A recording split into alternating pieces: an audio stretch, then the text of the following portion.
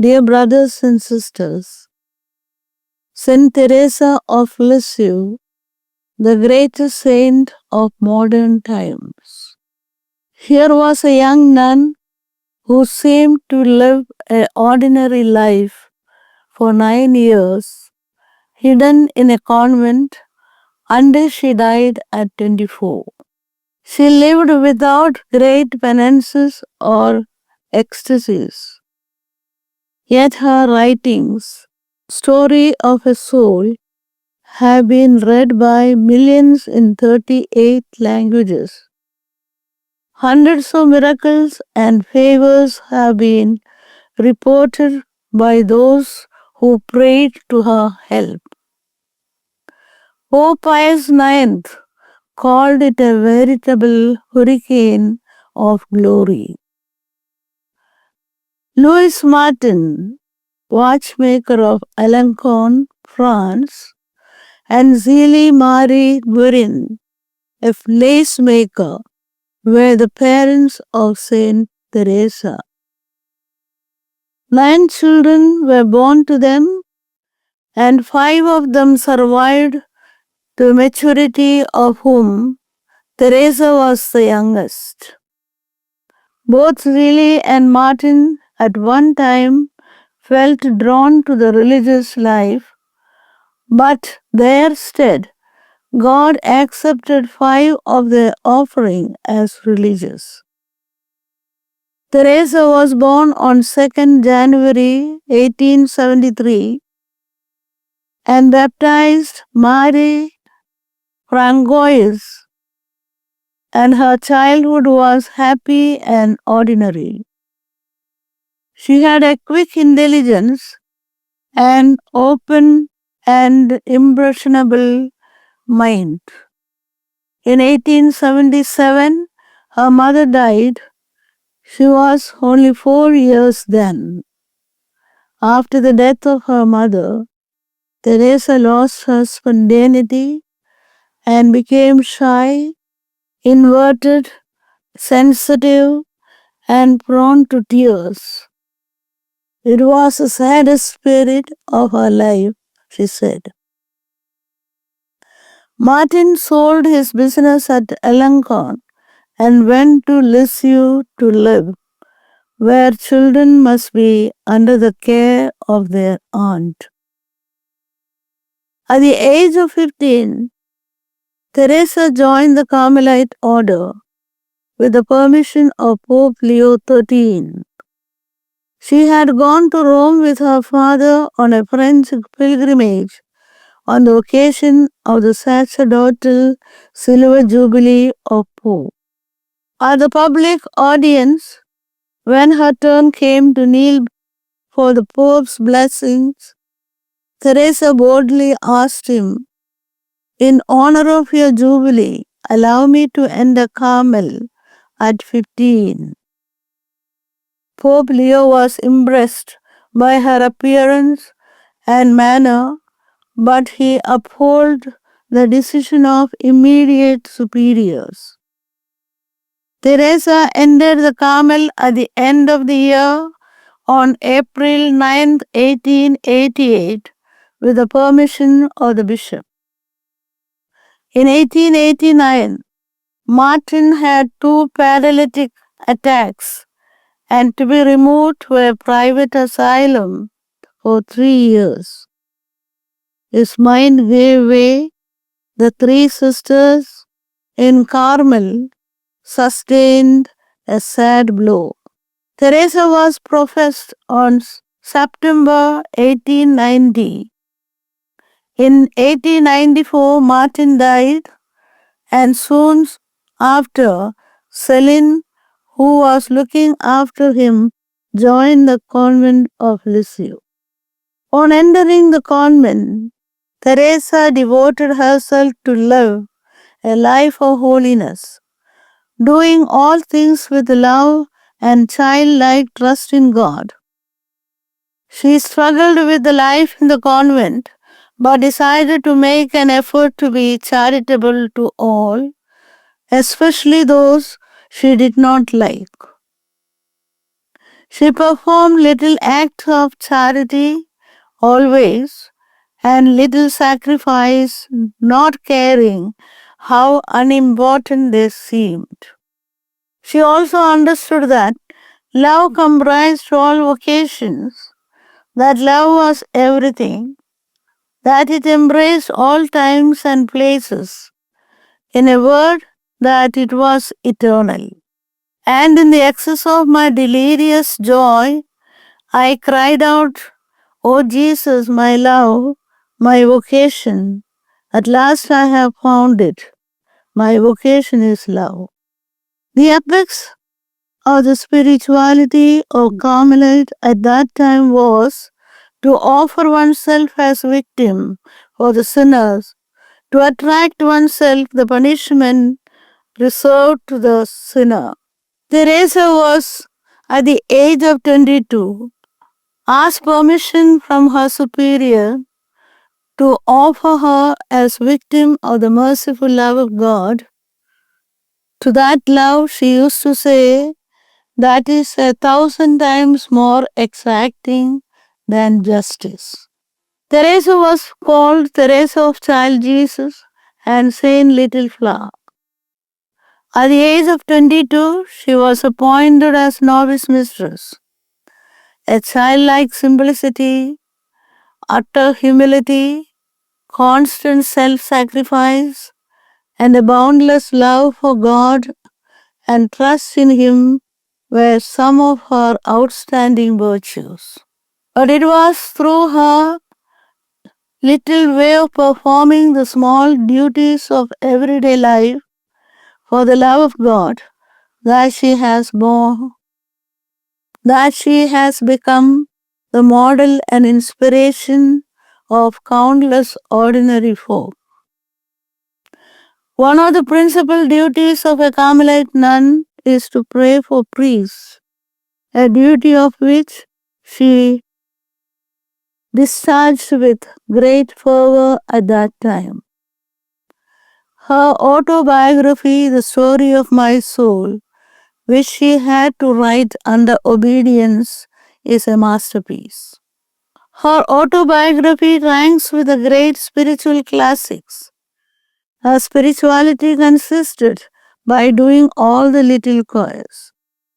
The messiness and grind of daily community living with the extraordinary perfection in utter humility, purely out of love for Jesus, was her little way. Not to be conspicuous in anything, not to complain, not to reveal that she was ailing, to show a special friendliness towards those who were unsympathetic to her, and to answer pointed remarks with a winning smile. These were some of her axioms, the statements accepted as truth. In the Carmel, Teresa will have two mysteries to live with. The infancy of Jesus, which suggests her obedience, complete simplicity, and truthful abandonment. And Jesus' passion, which asks for sharing and sacrifice. Thus she asked to assume the name Teresa of Child Jesus and of the Holy Countenance. She offers herself as a toy, not as the precious ones that the child hardly dared to touch, but a common toy, a daily toy. A child can throw away, press to his heart, and push around with his feet, and then look for with anxiety. One day she explained her spiritual program. To remain a child before God means to recognize one's own nothingness and expect everything from God, as a child expects everything from his father. As a nun, she felt she had found a new way to go to God, her little way of love and spiritual childhood based on a relationship of God as a loving her father and herself as a dependent child. She wrote about God's gaze, His ravishing smile. "This is my heaven." A child, she said, has no other occupation but to pick flowers, the flowers of love and sacrifice, and to offer them to God to His pleasure. It was a model anyone could follow, externally living an ordinary life, but internally living very close to God.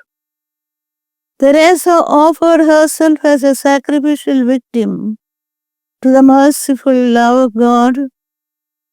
On June 9, 1895, the feast of Most Holy Trinity, and the following year on the night between Holy Thursday and Good Friday, she noticed the first symptoms of tuberculosis, the illness which would lead to her death.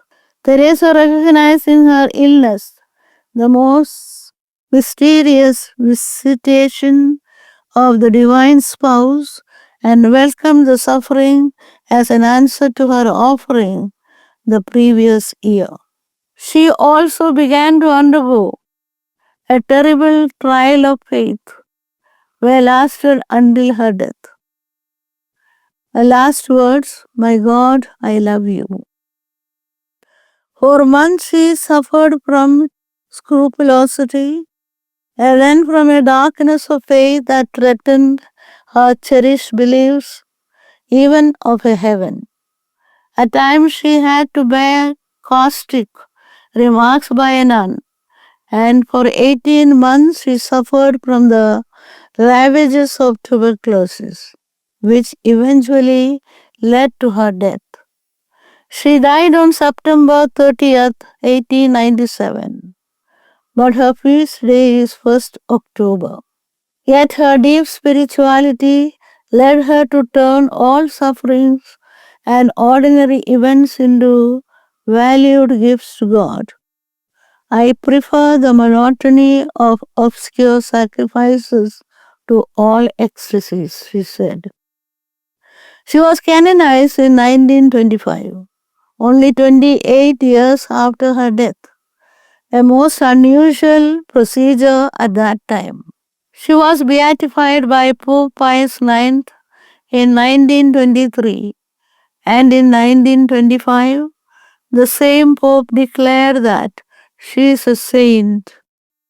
In 1927, she was named the patroness of all missions with St. Francis Xavier and also of France. She is also patron saint of aviators and Russia.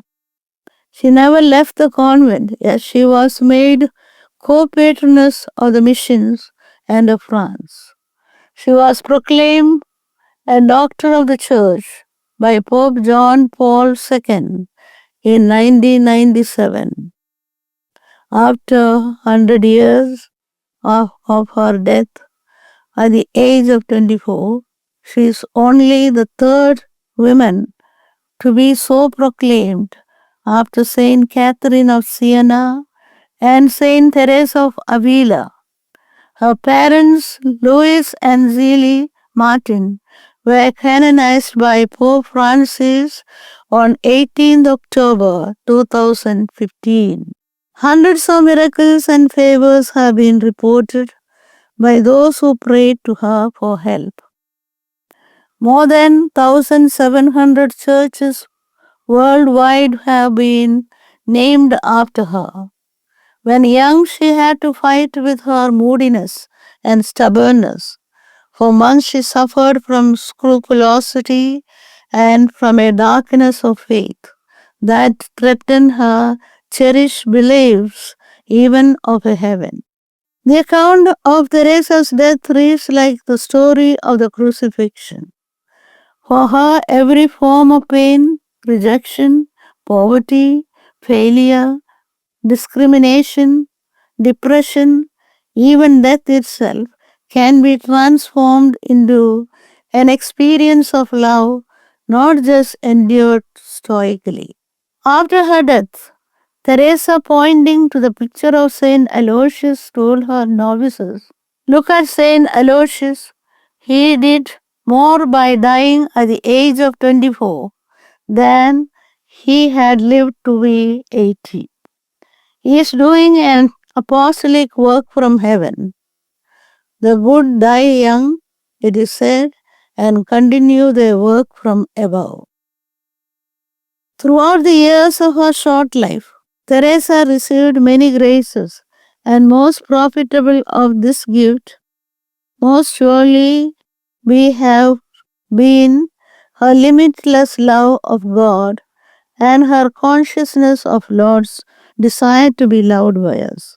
This vision of love was with her throughout life and seemed to grow in intensity during her final years. On Trinity Sunday 1896, she wrote, I received the grace to understand how much Jesus desires to be loved. And in the Carmel convent in Lisieux, she set about fulfilling his desire. St. Theresa of Child Jesus, intercede for us. Amen.